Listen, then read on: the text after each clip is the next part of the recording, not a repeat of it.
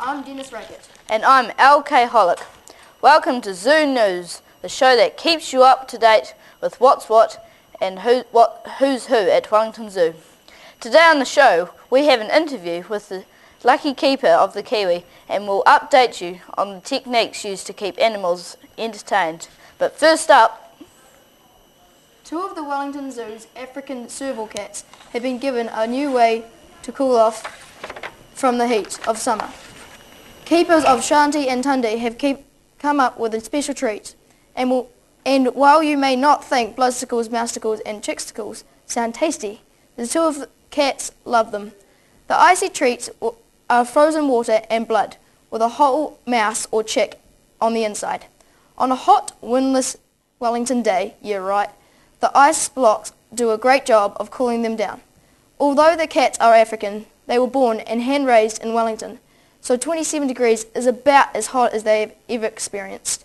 Lucky visitors of the zoo on hot days get to see the cats up close and personal, as they dine on their ice blocks and take a quick swim in the paddling pool while fishing out sardines placed there by the keepers. The servals are not the only ones to get a mouse icicle treat.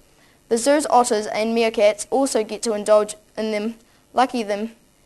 Here's our German on-the-spot reporter, Volkard Heinz, live from the serval enclosure with more on the tasty treats and other foods the animals eat. Hello, I'm Volkard Heinz, and here we have Orlando Bertando, who is an expert at serval cats. Hi Orlando, and thanks for joining us today. What made you think of the idea of feeding these cats special ice blocks? We did not come up with the idea, but their purpose is to provide enrichment and a challenge for the animals. Tell us about the cats when they're in the wild. The servals are mainly nocturnal, but can be very hard to spot in the day. When they hunt, they listen for movement with their head above the grass. They can even locate animals under the ground. Have you ever had any health issues with the cats? Yes, one climbed a tree and fell down and broke its paw.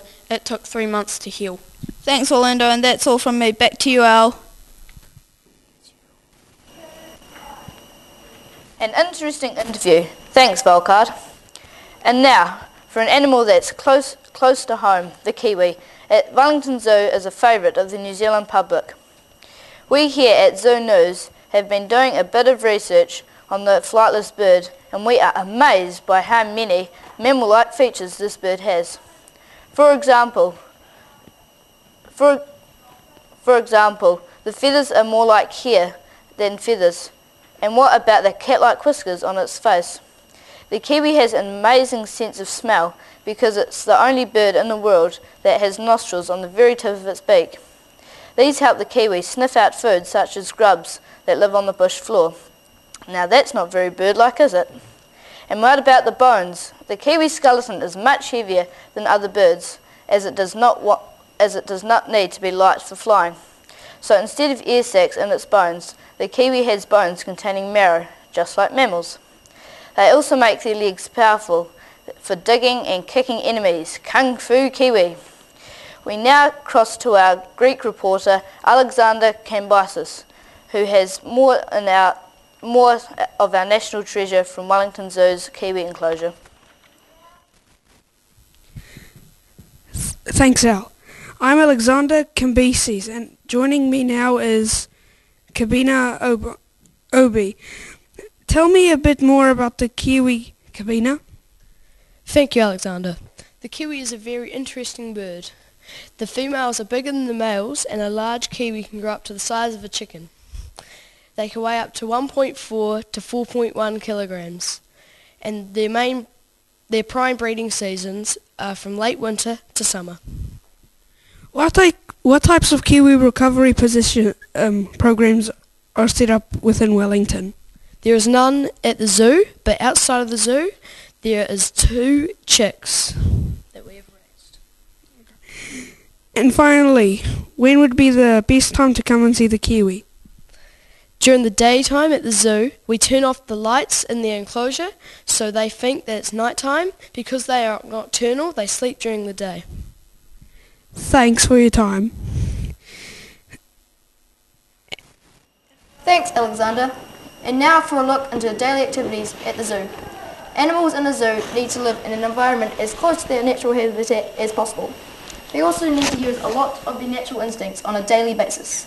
To make sure the animal keeps their natural habits, the staff at Wellington Zoo spend lots of time inventing toys and activities for the animals. Some days the zoo staff create problems for the animals to solve, using their natural hunting and foraging skills. For an example, they hide the meat inside barrels or on a tyre hanging up in a tree for an animal to find. This means the animal has to hunt out the food and figure out how to get it.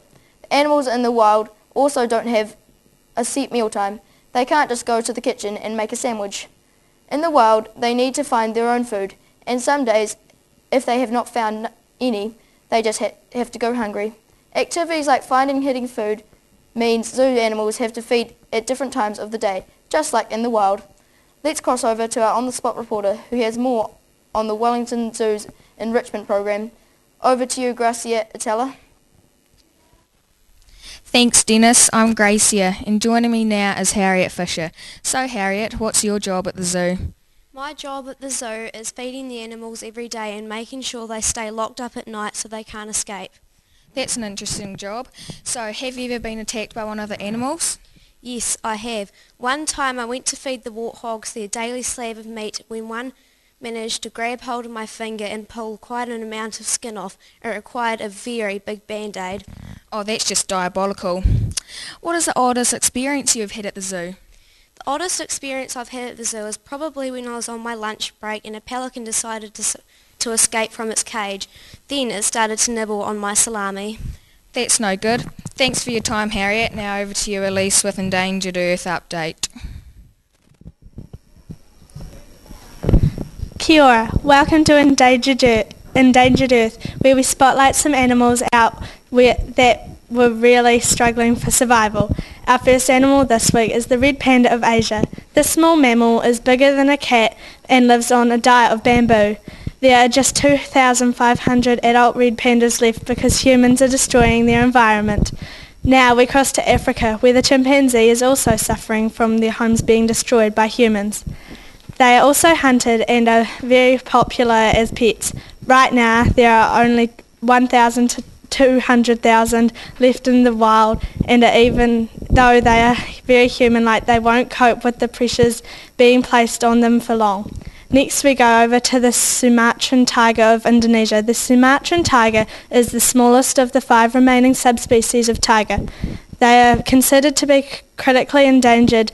There are fewer than 400 remaining in the wild due to humans using them for traditional medicines and destroying their environment.